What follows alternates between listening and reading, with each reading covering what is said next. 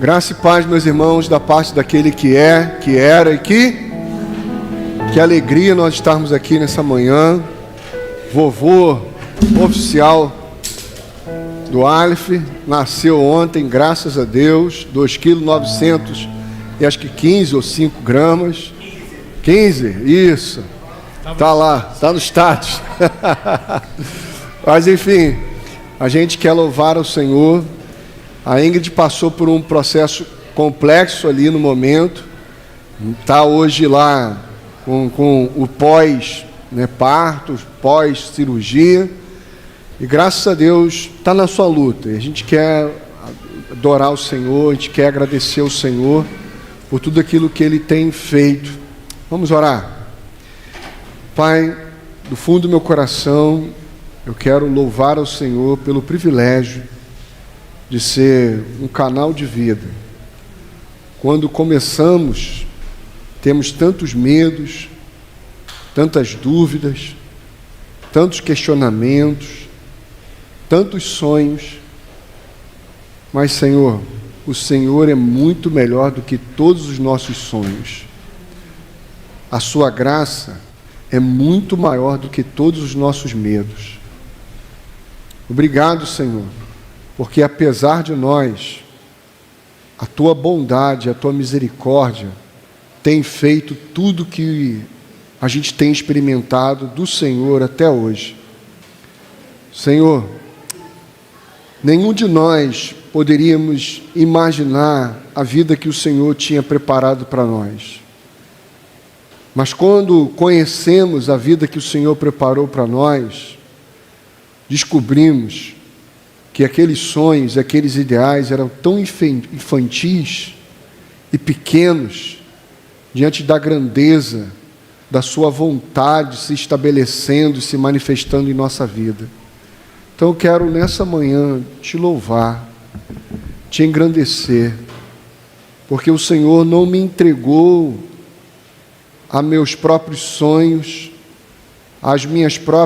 meus próprios devaneios. A tua graça, Deus, se revelou muito melhor do que tudo que eu poderia pensar, pedir ou imaginar.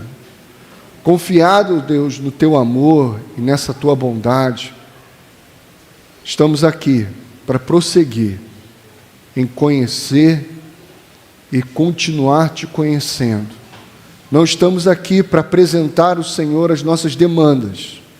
Estamos aqui para conhecer do Senhor a sua vontade, porque ela que é boa, perfeita e agradável. Em nome de Jesus, amém.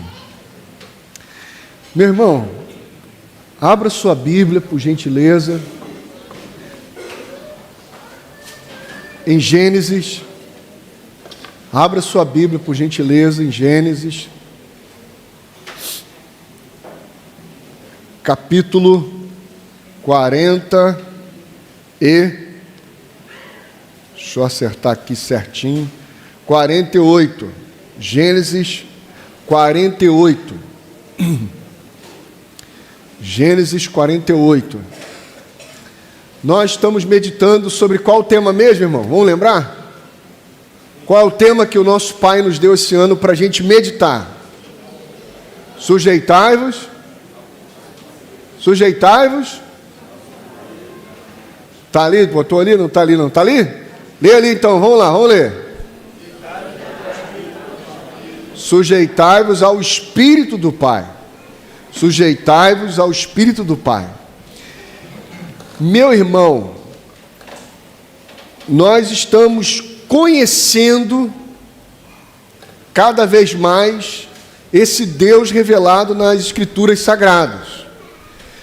Porque o Deus revelado nas Escrituras Sagradas não é compatível com o Deus que habita ao nosso entendimento e nas nossas entranhas. Olha a sogrinha, olha a sogrinha, olha a sogrinha. Não, estou brincando, estou só mexendo com vocês dois. O Deus que a Bíblia descreve, o Deus que a Bíblia revela, melhor dizendo, é um Deus diferente daquele que habita nossas entranhas. Entende isso? O Deus que habita nossas entranhas é a divindade. E esse Deus que habita nossas entranhas, ele é melindroso. Ele tem uns caprichos que nós temos que cumprir se a gente quiser ter os nossos desejos realizados. Mas esse não é o Deus revelado nas Escrituras Sagradas. Por exemplo, há pessoas, isso aprendi recentemente, eu achei muito bacana esse quadro. Há pessoas que vão falar com Deus e elas montam um cenário no seu coração como se fosse possível. Olha, Pai, sai fora. Porque o Pai de Jesus revela para nós vontade, revela para nós desígnio, revela para nós orientação, revela para nós direção e sentido. O Pai é isso. Quem é o Pai? Direção, sentido, vocação. Todas as vezes que nós vamos conversar com Deus e Pai de Jesus, o que ele vai conversar conosco? Ele vai conversar sobre vontade, direção e sentido. Amém, irmão? Se você for a Deus, e esse Deus é o Deus revelado por Jesus, tudo que você for falar com Ele, Ele vai te responder, conversando sobre o quê? Vontade, vocação, direção e sentido. Amém? Amém, irmão? Só que o pai, ele tem família. Aí quando você vai conversar com o pai vai lá sozinho conversar contigo? Não. Quem vem? Quem vem? O pai, o filho. O filho é o que, irmão? O filho é Cristo. Como é que é o nome do Filho de Deus? Como é que é o nome do Filho de Deus, irmão? Cristo. O Filho é Cristo. Então, tudo que Deus for falar com você, depois que conversou sobre vontade, vocação, direção e sentido, agora a próxima etapa da conversa é com o filho. E o filho vai falar conosco sobre o quê? Sobre? Fala para eles aí. O que o filho vai falar com a gente? Sacrifício. Sobre? Fala diferente, vai. Fala sacrifício, mas fala diferente. O filho vai falar com a gente sobre entrega. Sacrifício, sobre entrega. Amém, irmãos? Sobre renúncia. E aí?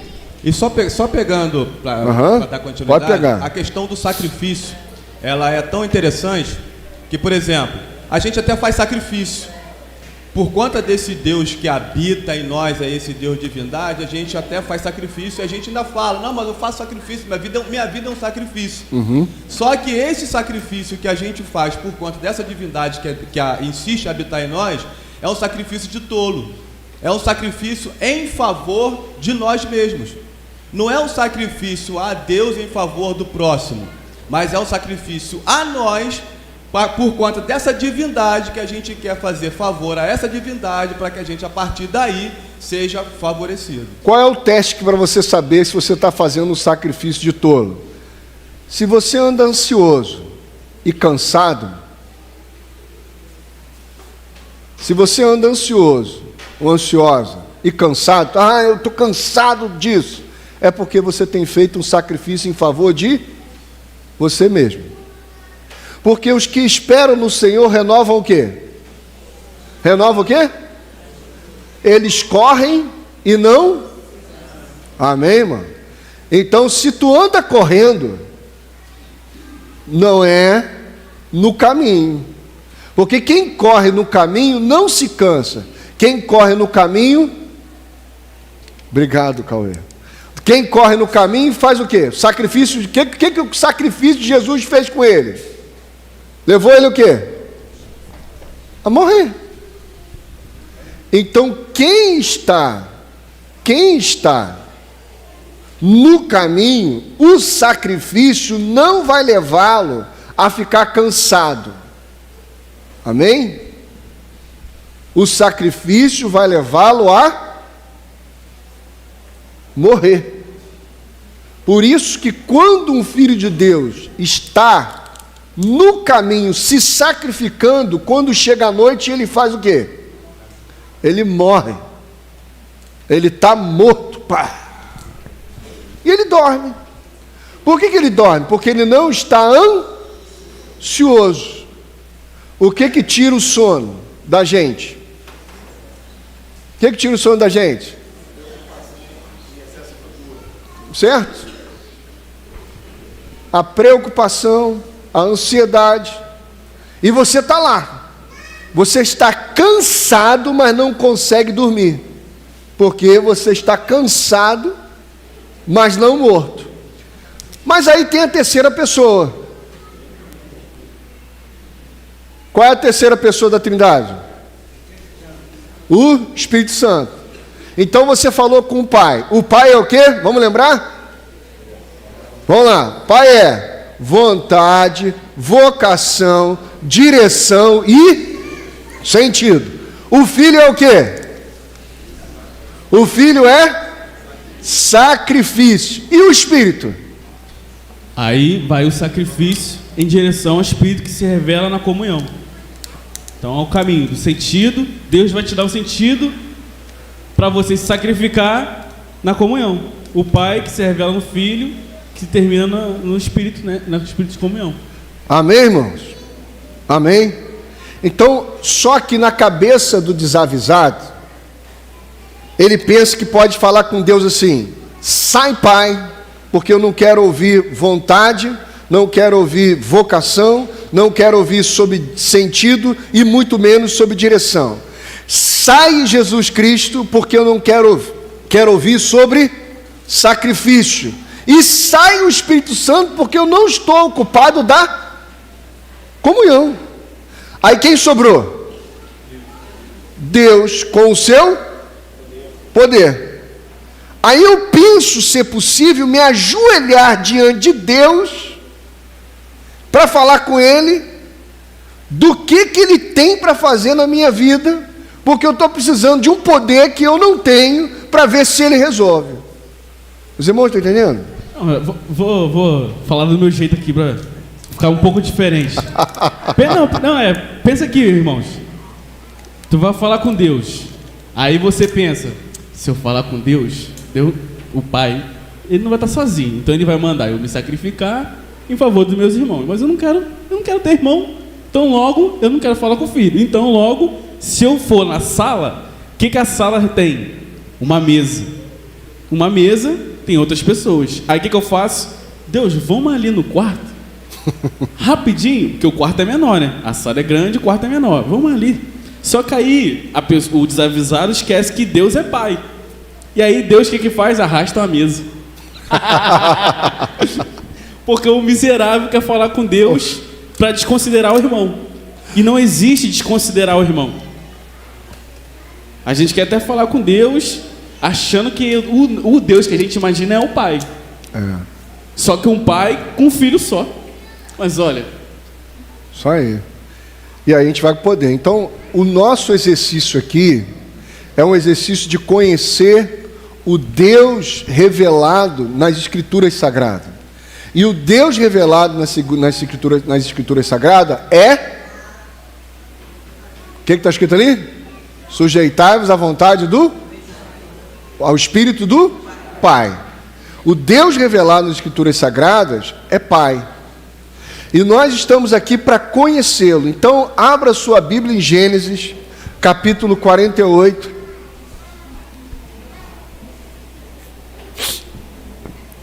Gênesis 48. E nós vamos ler a partir do verso número 8, por gentileza. Gênesis 48, a partir do verso número 8, por favor. Quando Israel viu os filhos de José, perguntou: quem são estes? Respondeu José a seu pai: são os filhos que Deus me deu aqui. Então Israel disse: traga-os aqui para que eu os abençoe. Os olhos de Israel já estavam enfraquecidos por causa da idade avançada, e ele mal podia enxergar. Por isso José levou seus filhos para perto dele, e seu pai os beijou e os abraçou. E Israel disse a José: nunca pensei que veria a sua face novamente, e agora Deus me concede ver também os seus filhos. Em seguida, José os tirou do colo de Israel e curvou-se com o rosto em terra. E José tomou os dois, Efraim à sua direita, perto da mão esquerda de Israel, e Manassés à sua esquerda, perto da mão direita de Israel, e os aproximou dele. Israel, porém, estendeu a mão direita e a pôs sobre a cabeça de Efraim, embora este fosse o mais novo, e cruzando os braços, pôs a mão esquerda sobre a cabeça de Manassés, embora Manassés fosse o filho mais velho. E abençoou a José, dizendo: que o Deus a quem serviram meus pais Abraão e Isaque, o Deus que tem sido meu pastor em toda a minha vida até o dia de hoje, o anjo que me redimiu de todo o mal, abençoe estes meninos. Sejam eles chamados pelo meu nome, pelo nome de meus pais, Abraão e Isaque, e cresçam muito na terra. Segura aí. Você sabe que na Bíblia Sagrada existe uma pedagogia do mais velho ser o herdeiro de toda a família, e por isso ele recebia porção dobrada. Só que embora esse mais velho, dentro da figura bíblica, representando a figura do direito, ele recebesse a porção dobrada para ele ser aquele que vai assumir a responsabilidade pela família, geralmente quem fazia isso era sempre o mais novo. O mais velho não assumia esse lugar. Em geral, o mais velho rejeitava esse lugar, ou ele se posicionava de forma displicente a respeito deste lugar. E o mais novo, o tempo todo, ocupava esse lugar. Jacó é um exemplo muito clássico disso. Jacó, embora ele fosse gêmeo com seu irmão, é considerado o mais velho, aquele que saiu primeiro. Quem saiu primeiro é o considerado mais velho. Jacó sai sendo o mais novo, ele saiu depois. E agora, quando Jacó vai abençoar os seus netos, ele abençoa de forma invertida. Ele transfere a sua mão direita para a cabeça do mais novo e a mão esquerda para a cabeça do mais velho. Isso é tão forte dentro da cultura que olha a reação de José. Verso seguinte. Quando José viu seu pai colocar a mão direita sobre a cabeça de Efraim, não gostou. Por isso pegou a mão do pai, a fim de mudá-la da cabeça de Efraim para a de Manassés. E lhe disse: não, meu pai, este aqui é o mais velho. Põe a mão direita sobre a cabeça dele. Mas seu pai recusou-se e respondeu: eu sei, meu filho, eu sei. Ele também se tornará um povo, também será grande. Apesar disso, seu irmão mais novo será maior do que ele, e seus descendentes se tornarão muitos povos. Assim Jacó os abençoou naquele dia, dizendo: o povo de Israel usará os seus nomes para abençoar uns aos outros com esta expressão: que Deus faça a você como fez a Efraim e a Manassés. Segura aí. E colocou Efraim à frente de Manassés. Isso aí, segura aí. Você percebeu o espanto de José? Agora, por que José está espantado? Porque culturalmente, o mais velho é que assumia, e não o mais novo. Só que a Bíblia o tempo todo está pintando um quadro de repetição, porque ela quer nos ensinar algo que não é óbvio aos nossos olhos.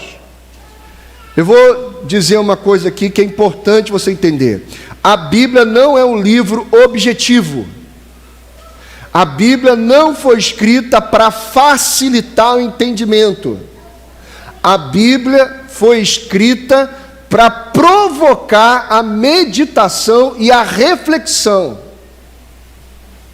Por exemplo, na cabeça de algum de nós, por que Jesus falava por parábola? Por que Jesus falava por parábola? Na cabecinha da gente para quê? Fala aí, irmão, fica com medo não.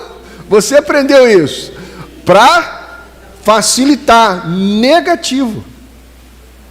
Jesus falava por parábola para dificultar. Sabia disso? Para que aqueles que vissem, que enxergassem, não vissem, aqueles que ouvissem, que escutaram, não ouvissem, exatamente para forçar a gente a fazer o quê? Meditar. Bem-aventurado é o varão que medita dia e noite. Então você vai olhar na Bíblia Sagrada, por exemplo, quer ver? Na Bíblia Sagrada, o decreto da bênção de Deus estava sobre a fertilidade. Gênesis capítulo 1, 28 diz: e Deus os abençoou e disse: sejam férteis, multipliquem-se. Então quem era a mulher extremamente abençoada por Deus na Bíblia Sagrada? A estéril ou a fértil? Quem era ricamente abençoada na Bíblia Sagrada? A estéril ou a fértil? Hã? Fala aí, irmão. Ó, presta atenção. Como era que era considerada dentro da cultura bíblica a mulher abençoada? A fértil. Mas o tempo todo, dentro da pedagogia bíblica, quem Deus separava o tempo todo para cumprir o seu propósito? A estéril. A estéril. Sara,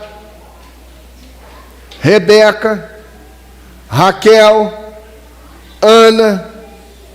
No Novo Testamento, Isabel, que foi mãe de quem?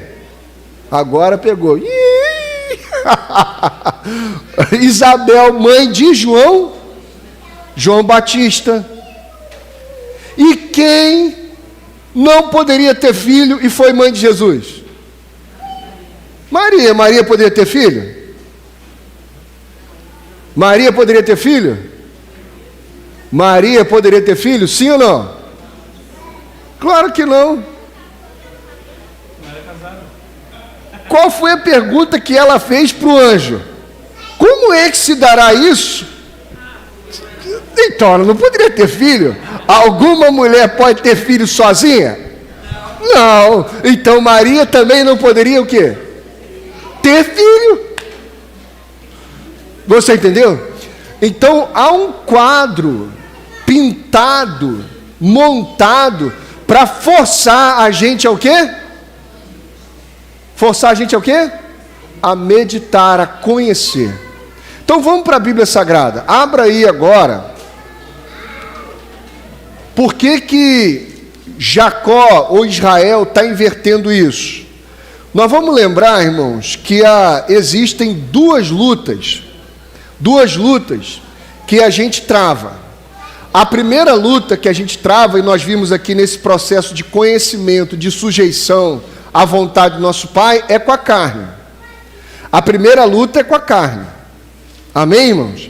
A primeira luta é com a carne. A primeira luta é com a aparência das coisas, com a carne. Exemplo: é o diabo que está por trás dos adultérios? O diabo tenta alguém adulterar? Ou isso é a carne? O diabo tenta alguém a fazer fofoca? Ou isso é a carne? O diabo tenta alguém a ser quizumbeiro na igreja, arrumar facção, grupo, lado A, lado B, direita, esquerda. O diabo tenta isso? Tenta? Tenta não? Não, o diabo não tenta isso. O diabo não faz isso. O diabo não tenta ninguém a pegar a mulher do próximo. O diabo não tenta ninguém a fazer fofoca. O diabo não tenta ninguém a ter um espírito faccioso. Eu sou de Paulo, eu sou de Apolo, eu sou disso, eu sou daquilo. O diabo não tenta ninguém assim. Isso é obra da... Abra sua Bíblia em Gálatas 5. Tadinho do diabo, cansei de botar a culpa nele. Cansei de botar, tadinho. Gálatas 5. Gálatas 5 a partir do 16. Gálatas 5 a partir do 16. Gálatas 5 a partir do 16.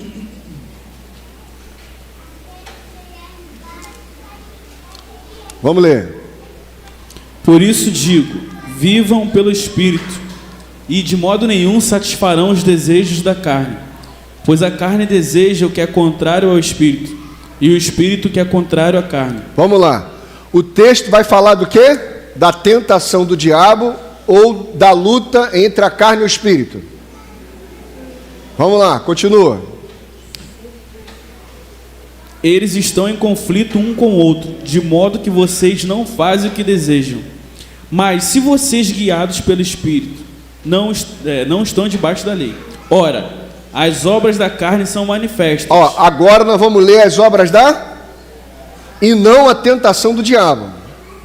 Não é o diabo que está tentando essas coisas, e sim a carne. Vai. Imoralidade sexual, impureza e libertinagem. Imoralidade sexual é o diabo? É o quê? Carne. Vai. Impureza e libertinagem. Pornografia. Vai segurando aí, para o pessoal entender. Pornografia. Eu caí na pornografia, foi o diabo que me tentou. Não, foi o quê? Foi a sua carne. Vai. Idolatria e feitiçaria. Vai embora. Ódio. Ódio. Estou com ódio daqueles irmãos lá. É o diabo? Tentação do diabo? Não, é o quê? Obra da carne. Vai. Discórdia. Arruma discórdia o tempo todo na igreja. Isso aí é o quê? É o diabo? Não, irmão. Não adianta botar a mão não, que não sai não. Vai. Ciúmes. Ciúme. É obra do quê? Da carne. Vai. Ira. Vai egoísmo. Embora. Vai embora. Dissensões. Vai embora. Facções e inveja. Tá tranquilo? Então tudo isso aí é obra do quê? Da carne. Agora só segura uma coisa. Mas pastor, onde que entra o diabo? Ele só vai pegar uma prancha e aí não é nem o diabo. Segura a tua onda aí agora, em nome de Jesus. Aí não é nem o diabo.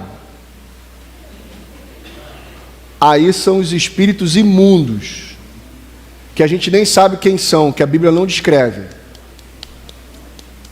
São os espíritos imundos. Por exemplo, uma pessoa tomada por um pensamento de ódio, você a vê com um psiquismo tão possesso, que tu não sabe se é a pessoa ou se é o quê? Um espírito imundo.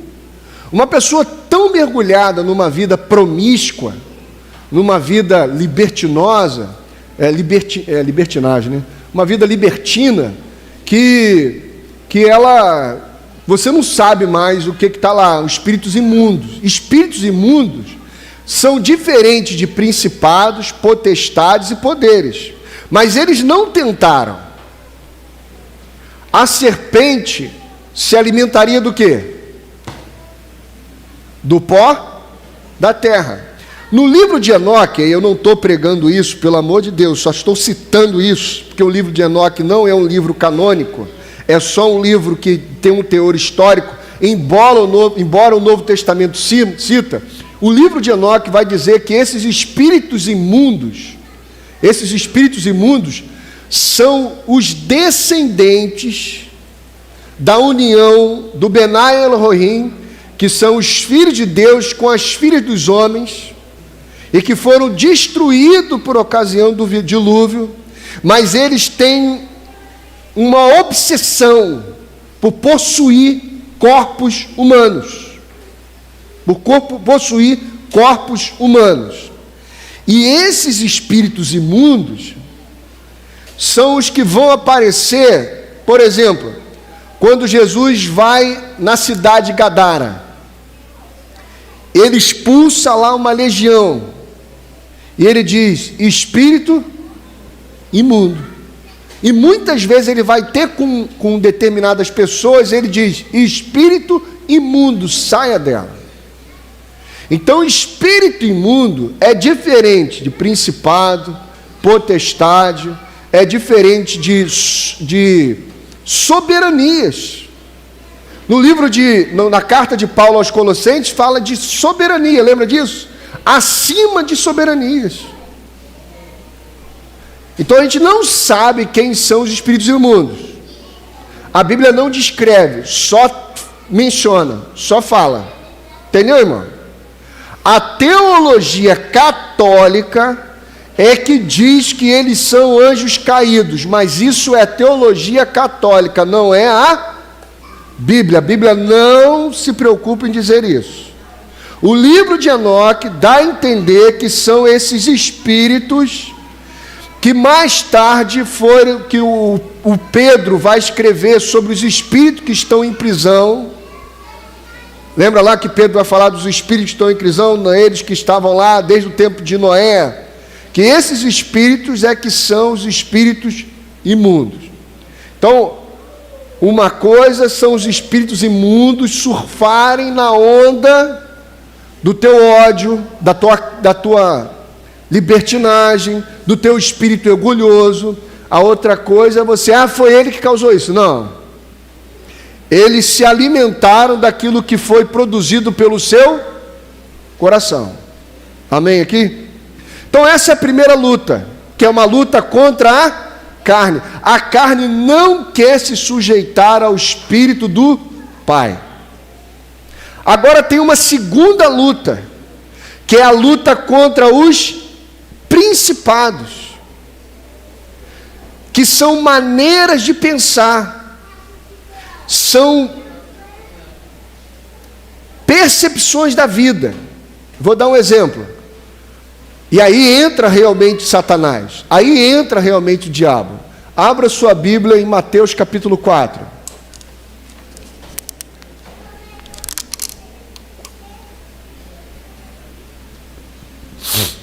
Mateus capítulo 4.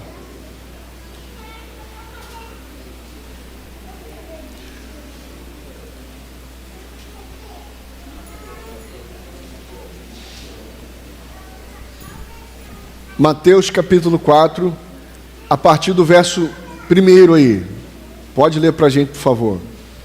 Então Jesus foi levado pelo Espírito ao deserto, para ser tentado pelo diabo. Vamos lá? Jesus está sendo levado por quem?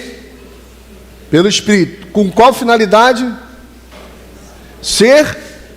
Então o texto vai falar da obra da carne ou da tentação? Da tentação. Então agora nós vamos ver como é que o tentador trabalha. O tentador não trabalha falando assim, pega a mulher do teu próximo.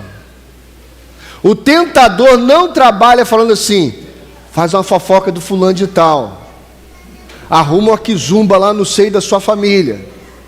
O tentador não faz isso. Isso é a sua carne.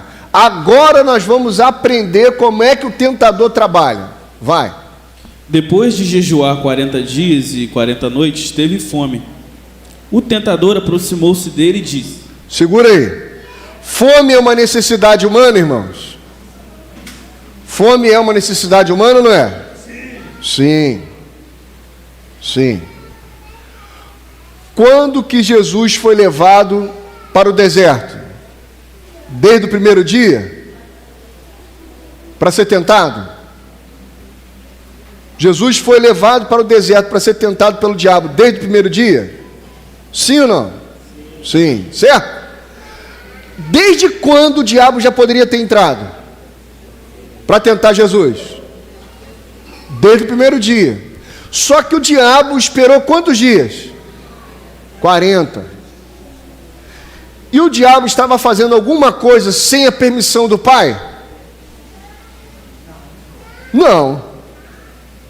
Então o Pai e o tentador estão levando, o Pai está levando o Filho ao limite da necessidade humana. Guarda aí, irmãos, para você entender a tentação. O Pai está levando o Filho a uma condição de ser tentado no limite da necessidade humana. É importante você guardar isso no seu coração. Quando chegou esse limite, 40 dias e 40 noites, quem apareceu? Vai. Apareceu dizendo o quê? Vamos lá. Se és o Filho de Deus, manda que estas pedras se transformem em pães. Jesus respondeu. Segura aí. Qual foi a tentação, irmão? Qual foi a tentação, irmão? Qual foi a tentação? Como é que o diabo aparece? Você não é filho de Deus? Você não é filho de Deus? E está passando por isso? Use a sua força, sua competência, sua inteligência, use todos os seus recursos para suprir as suas necessidades. O diabo não vai tentar ninguém aqui em fazer uma coisa errada. O diabo vai usa a sua juventude, usa a sua inteligência, usa o seu recurso, usa a sua competência para suprir a sua fome, para cuidar apenas de si. Pegue todos os recursos que você tem para cuidar só de si e da sua casa. O diabo não tenta ninguém numa coisa errada. Quem tenta as pessoas na coisa errada é a carne. O diabo sempre vai tentar a gente nas coisas certas. Você entendeu? Você entendeu? Porque olha a resposta de um filho de Deus para a tentação do diabo. Está escrito, nem só de pão viverá o homem, mas de toda palavra que procede da boca de Deus. O que um filho de Deus que tem a mente de um príncipe e não a mente dos principados e potestades que atuam nesta era, ele pensa: eu não estou aqui para encher o meu bucho. A vida não se traduz em eu colocar comida na minha mesa. A vida se traduz em eu me alimentar daquilo que sai da boca do meu pai. E o que saiu da boca do meu pai? Gênesis 1:28. E Deus os abençoou e disse: sejam férteis, multipliquem-se, encham a terra. O que saiu da boca do meu pai? Esse é o meu filho amado, em quem eu tenho prazer. Ouçam.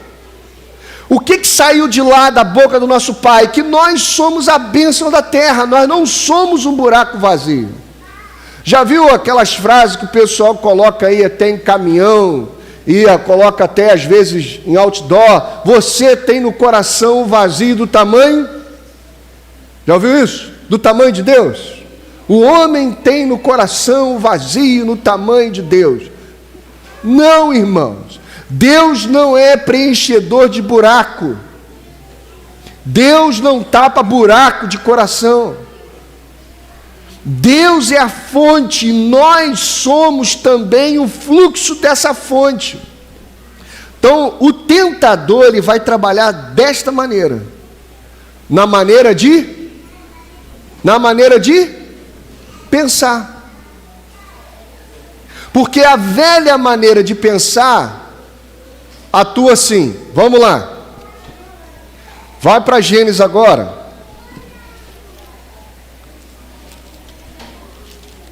Gênesis, capítulo 3.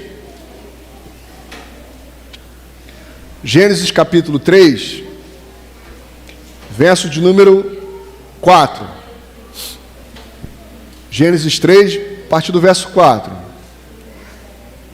Disse a serpente à mulher: certamente não morrerão. Deus sabe que no dia em que dele comerem, seus olhos se abrirão, e vocês, como Deus, serão conhecedores do bem e do mal. O que a tentação está, o que o tentador está fazendo? Faça uma coisa para suprir a sua necessidade. Vocês ainda não são semelhantes a Deus. Para vocês serem semelhantes a Deus, vocês têm que comer do fruto. Isso está lá na tentação de Jesus, gente. Coma, transforma essas pedras em pães para você o quê? Para você o quê? Comer. Só que Jesus disse para os seus discípulos que nós seríamos aqueles que dariam de comer. Por exemplo, Gênesis 1, 28 diz o quê? Gênesis 1, 28. Deus os abençoou e lhes disse: sejam férteis e multipliquem. Sejam o quê? Férteis e? Multipliquem. O que Deus está falando? Sejam frutíferos. Sejam frutíferos. Vocês não serão comedores de fruto. Vocês serão o quê? Os que vão? Gente, você está entendendo? Por que você acha que Jesus vai dizer assim: toda árvore que estando em mim, todo galho que estando em mim não der fruto? Da onde ele está tirando isso, gente?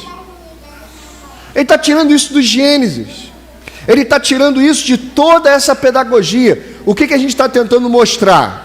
Há uma pedagogia do nosso Pai forçando a gente a meditar sobre o significado, o sentido e o propósito do nosso desígnio. E que se a gente não forçar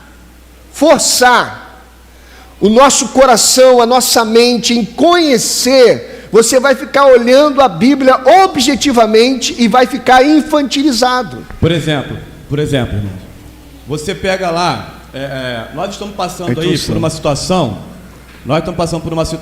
aí que está tocando terror nas nossas casas. Nós estamos passando por uma situação aí onde as escolas estão sendo atacadas, né? E principalmente aí nas mídias sociais. E estão tocando esse terror nas mídias sociais, e isso está apavorando os pais, os responsáveis aí pelos filhos. É legítimo você se preocupar com os filhos, é legítimo você se preocupar com aqueles que você tem responsabilidade, tranquilo. Mas o que acontece? Pela lógica, né? Olhando pela lógica, olhando com essa ambiguidade, olhando com esse olhar de aparência, quem que você quer proteger? Com quem que você está preocupado? Porque quando você fala meu filho, você está olhando para quem? Por exemplo, o Emerson, pela lógica, pela aparência, tem filho? Sim ou não? O Emerson, pela lógica, pela aparência, o Emerson tem filho? Sim ou não? Não. Pela lógica, pela aparência, o Emerson casou. Quem é a mãe do filho do Emerson? O Emerson casou com quem para ter filho? Pela lógica, pela aparência. Pegaram? Pela aparência, pela lógica, porque é muitas vezes assim que a gente olha. Nesse caso, o que leva o Emerson a fazer o que ele tem feito com os filhos dele, porque assim ele está entendendo? Qual a lógica que o Emerson tem de se ocupar com os filhos como ele tem feito aí no dia a dia? Qual a lógica? O Emerson não tem filho aparente. O Emerson não tem filho aparente. Mas o que a gente acaba fazendo? Tá tocando terror, tá preocupante. Isso é legítimo. Mas a gente com esse olhar do velho, com esse olhar pelo qual se preocupa consigo, com os seus, com os da sua casa, a gente não consegue transcender esse olhar, o conhecimento do pai que está falando da família, que está falando dos filhos, mas não dos da casa, não os da casa, porque a gente vai sempre olhar com esse olhar da lógica, e é isso que a gente precisa transcender, Vamos lá. Deus falou sobre fruto com o homem, certo? Mas ele falou sobre comer ou sobre frutificar? O diabo falou sobre fruto com o homem, falou? Mas ele falou o quê? Comer. Então tinha fruto nas duas conversas? Tinha ou não tinha? Só que o fruto passou a estar onde? Passou a sair da ordem. O homem é que frutificaria, e não o homem é que comeria o fruto. Entende? O diabo nunca vai te tentar com uma coisa errada. O diabo sempre vai te tentar com uma coisa certa, mas fora da ordem, fora do lugar. Se a gente não aprender a conhecer o espírito do nosso Pai e a mente do nosso Pai, a gente sempre vai fazer as coisas certas, mas que estarão fora da ordem. Vamos lá, Gênesis capítulo 3 agora, o verso de número 15, você precisa lembrar disso, verso número 15, vamos lá. Porém inimizade entre você e a mulher, entre a sua descendência e o descendente dela, este lhe ferirá a cabeça e você lhe ferirá o calcanhar. Existem duas descendências que saem da mulher.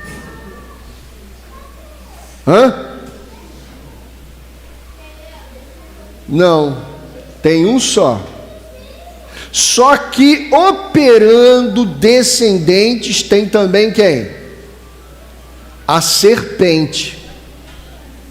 Só que o descendente da mulher, que é quem? Que é quem, gente? Quem é o descendente da mulher?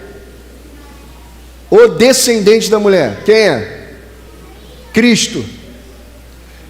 Cristo é uma maneira de pensar. Guarda aí.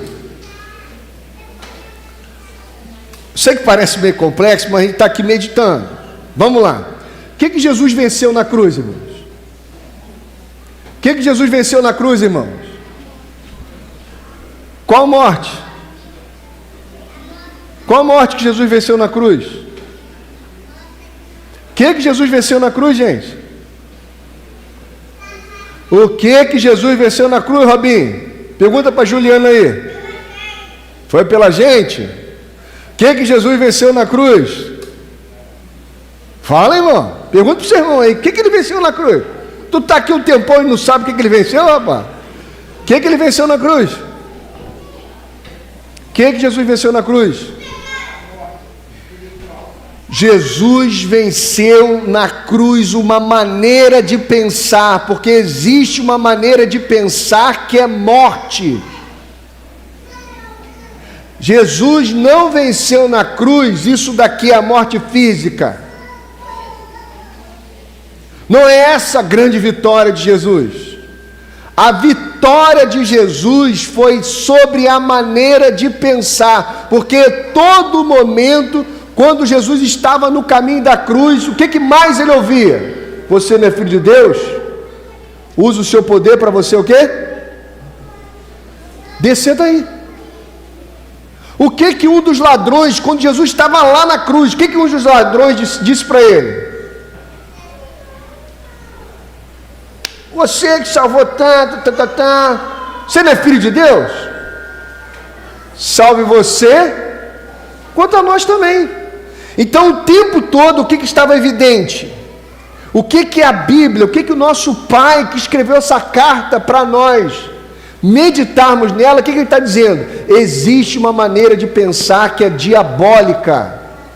Existe uma maneira de pensar que é diabólica. E essa maneira de pensar diabólica é: use a sua competência, seu recurso, sua inteligência, use o seu tempo para você suprir as suas necessidades. Você está entendendo? Aí vamos lá. Quem vai aparecer logo em seguida? No capítulo 4. Quem vai aparecer logo em seguida no capítulo 4? A história de quem vai aparecer? Lembra disso? De Caim e Abel. Quem era o mais velho? Quem era o mais velho? Caim. Como é que Caim pensava? Bom, vai aparecer um descendente da mulher que vai esmagar a cabeça da serpente.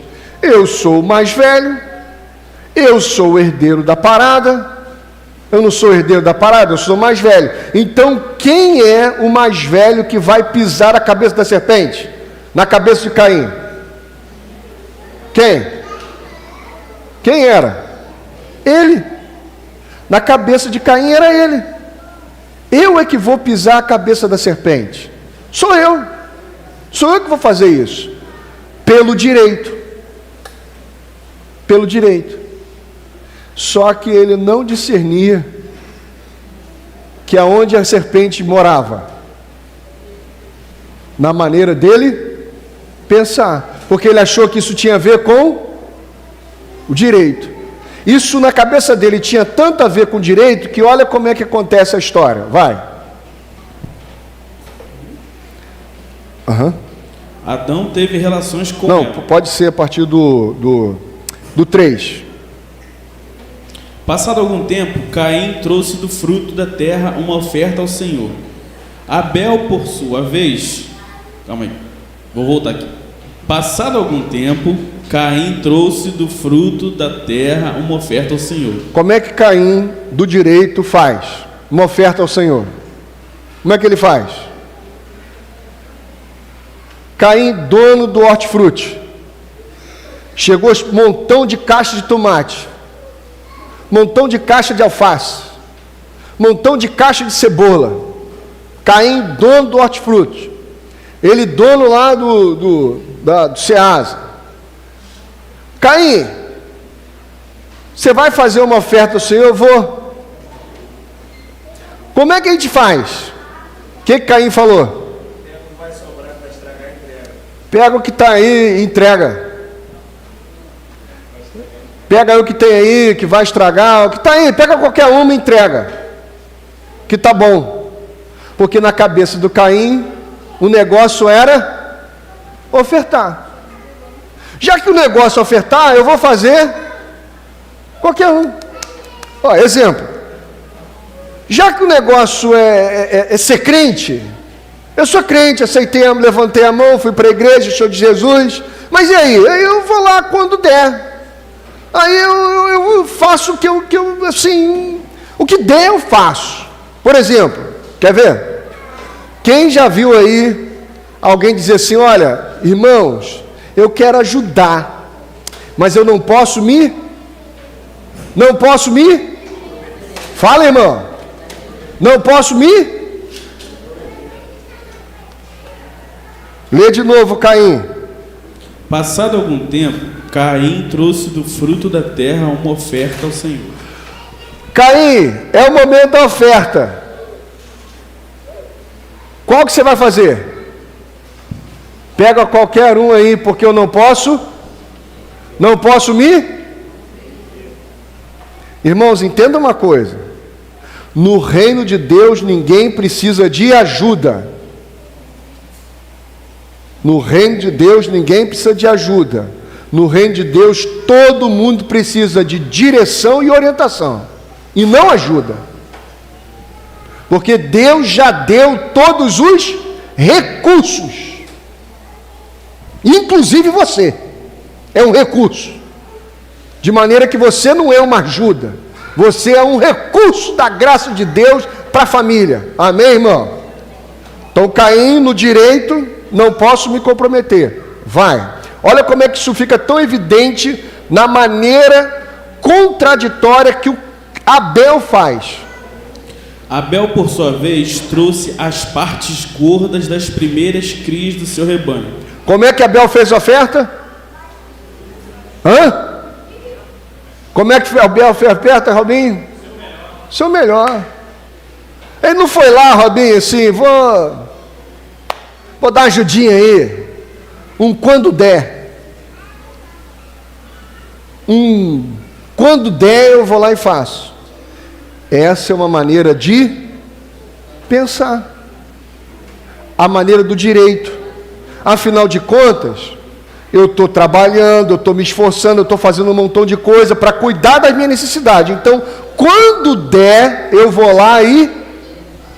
Quando der, eu vou lá e ajudo. Vou dar um exemplo. Pode dar um exemplo. Acontece aqui. Sempre tem a lista lá quando a gente vai fazer um café para alguma coisa. Dia das mães, dia dos pais, confraternização. Normalmente aparece a lista no grupo. Aí a pessoa coloca lá um bolo. Já botei meu bolo, vai chegar um bolo lá. Você está agindo pelo certo. Só que você não pensou, mas está precisando de gente para colocar o bolo lá? Está precisando de gente para chegar na igreja mais cedo? Não estou falando questões... eu trabalho e às vezes domingo estou trabalhando, não posso. Mas o meu coração tem que estar predisposto a priorizar na minha agenda aquilo que eu estou fazendo. A gente não está falando de forma, entende, irmão? Não é a forma que a gente está falando. O que a gente está falando é uma maneira de pensar, que é de principado. Principado atua onde? Na mente. E não é uma coisa errada, é sempre um certo fora de ordem. É certo oferecer uma oferta ao Senhor aqui, no Caim? Só que aquilo estava fora de ordem. Por que estava fora de ordem? Porque Deus é a primícia da nossa vida. Ele é a nossa origem, nosso alicerce, nossa plataforma. Então existe essas duas maneiras de pensar que é sempre do filho mais velho com o filho mais novo. O Erivander vai de maneira breve, já que eu fiz a introdução, agora falar lá sobre...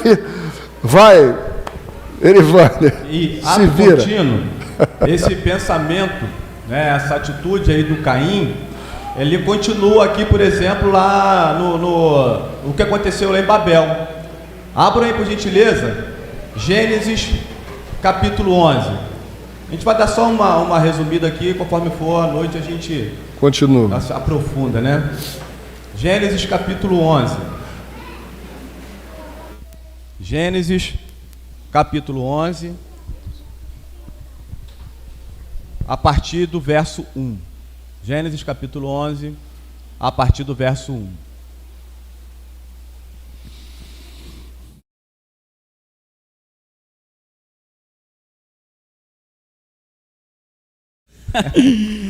No mundo todo havia apenas uma língua, um só modo de falar. Saindo os homens do Oriente, encontraram uma planície em Sinear e ali se fixaram. Por exemplo, irmãos, no mundo inteiro havia apenas uma língua e um só modo de falar. Havia unidade, havia possibilidade dessa comunhão, havia possibilidade de todos serem orientados numa direção, num propósito. Não é verdade? Mas o que com esse espírito Caim, com esse espírito do velho, o que resolveram fazer? No mundo todo havia apenas uma língua e um só modo de falar. Saindo os homens, versículo 2, saindo os homens do Oriente, encontraram uma planície em Sinear e ali se fixaram. Pegando esse ponto, ali se fixaram, por exemplo, esse fixar é desobedecer o mandato divino de encher, de vai, do ir. Gênesis 1:28, Deus os abençoou e lhes disse: sejam férteis e multipliquem-se, encham e subjuguem a terra. Encher a terra não significa apenas no sentido de povoamento. Esse encher aqui não tem a ver somente com o povoamento, mas no sentido de expansão, no sentido do seguir, do se movimentar. Só que o que eles resolveram fazer? Para começar com esse espírito Caim de ser, se fixaram, se concentraram. Porque quando a gente se fixa, quando a gente se concentra, a gente está pegando uma forma de, nessa concentração, nessa coletividade, que não tem a ver com comunhão, essa concentração, essa coletividade, você está arrumando um jeito de se proteger, mas um jeito de se proteger na multidão, pensando em si. Você está fixado ao redor de uma multidão no intuito de se proteger, porque quando vierem as pancadas, que venham neles, é como se formar um escudo ao seu redor. Você está numa festa rave pensando em si. Você está vivendo no mundo de eu. Então eles estão aqui, se fixaram e logo de cara desobedeceram o mandato da locomoção. Fixar é o querer se estabelecer em contraste do nosso chamado do ir, do eis-me aqui, do multiplicar. Esse se fixar tem a ver com você, com a mente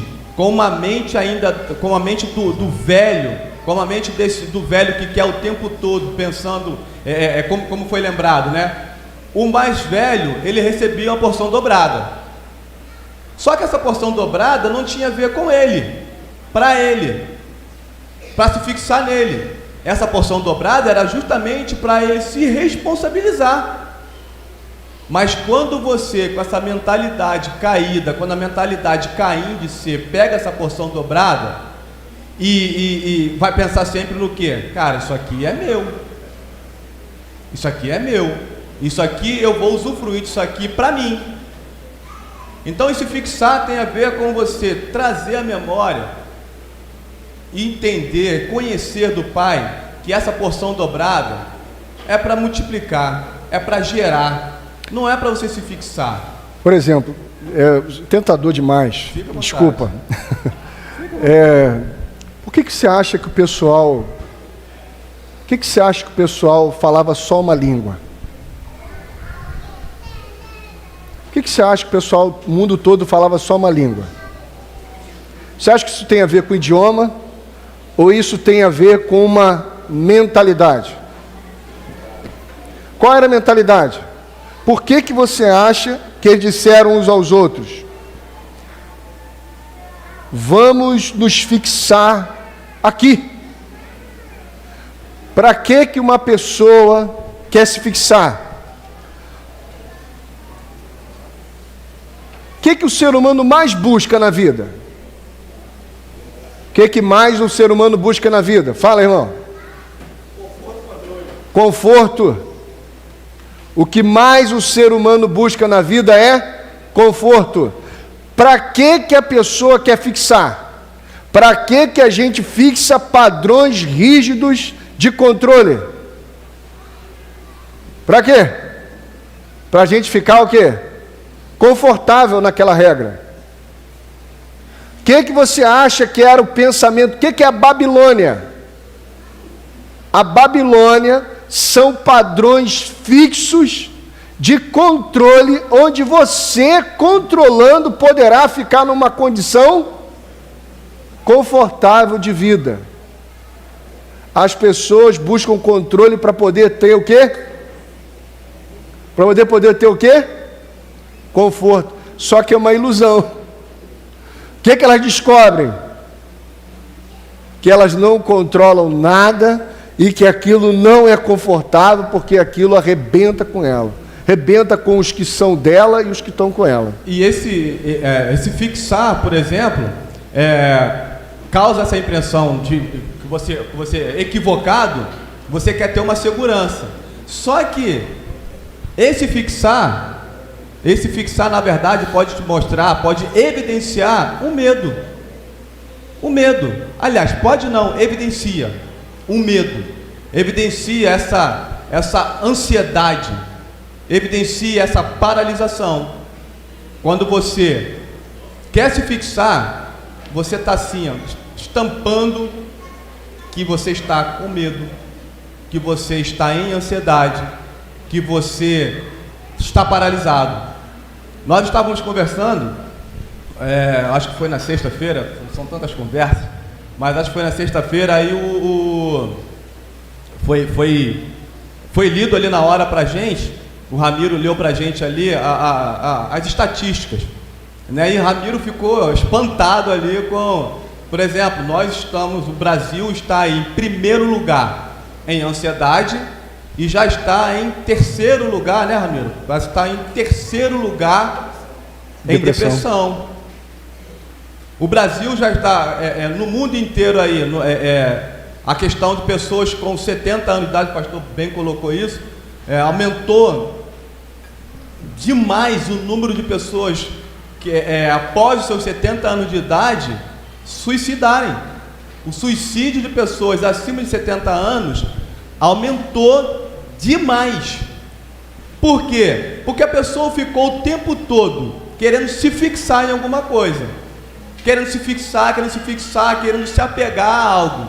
Mas quando se apega a algo que não é essa segurança que nós temos no Pai, quando você se vê perdido, quando você se vê em ansiedade, bate o medo, te paralisa. E o que você quer fazer? Gente, com 70 anos de idade, o que mais poderia, qual seria o ideal aí, qual seria o caminho? Você está tranquilo. Você está tranquilo. Agora, pessoas com 70 anos de idade para cima estão se suicidando exatamente por conta do correu atrás o tempo todo desse se fixar. Quando se viu que não tinha algo para onde ele se fixar, o que ele vai? Tira a própria vida. Amém, irmãos? Nós vamos encerrar. À noite a gente continua. Mas o que a gente quer deixar aqui? Existem duas lutas. A primeira qual é? Qual é a primeira luta para você não se sujeitar à vontade, o Espírito do Pai? É contra a sua carne. E a segunda luta é contra os principados e potestades. Aonde eles atuam? Aonde eles atuam? Aonde os principados e potestades atuam, gente? Na maneira de pensar. Porque o tentador nunca te levará a fazer uma coisa errada. O tentador sempre te apresentará um certo fora de ordem, de propósito e de sentido. Não pense que você é mais esperto do que o tentador. Ele é um bicho milenar. Ele está rodando aí mais tempo do que você pensa, em alta. Ele participou de todos os grandes impérios. E você, se achando muito esperto, com as suas lógicas, com os seus certos, você já pode estar muito tempo caindo e comendo a mesa dos demônios que o apóstolo Paulo vai falar. Lá no capítulo 8, capítulo 9 e no capítulo 10 de Coríntios. Que em nome de Jesus, a gente conheça cada vez mais e se sujeite cada vez mais ao Espírito, a essa mente que o nosso Pai tem nos ensinado na sua palavra. Amém? Vamos nos colocar em pé, em nome de Jesus. Vamos orar ao Senhor. Pai, o Senhor tem se revelado a nós de forma complexa, simples, mais complexa. E nós te suplicamos que em nome de Jesus o Senhor segure firme em nossas mãos e nos conduza a lugares que naturalmente nós não iríamos. Nós que caímos na armadilha do tentador de fazer a coisa certa pelo certo, muitas vezes só enxergamos o óbvio e não conseguimos discernir o espírito por trás das coisas. Que em nome de Jesus, assim como o Senhor uma vez disse para aqueles mestres da lei, fariseus, que eles não entendiam sua linguagem, porque na verdade eles já tinham feito do Pai o próprio diabo, por isso que a linguagem do Senhor não era clara. Pai, em nome de Jesus, que a linguagem, não a nossa aqui, a nossa é cheia de falhas, cheia de limitação, mas a linguagem do Senhor revelada na palavra, possa cada vez mais encontrar eco em nosso coração e a nossa mente ficar esclarecida, não no entendimento, mas sim no conhecimento, no ensino, e que o nosso coração seja sujeito a esse ensino, que extrapola o nosso entendimento. Essa é a nossa oração nessa manhã, em nome de Jesus, amém e amém. Dê um abraço no seu irmão ao seu lado, para você lembrar que você é feito dele, ele é feito de você, e nós todos juntos em Cristo somos feitos de Cristo Jesus. Amém e amém.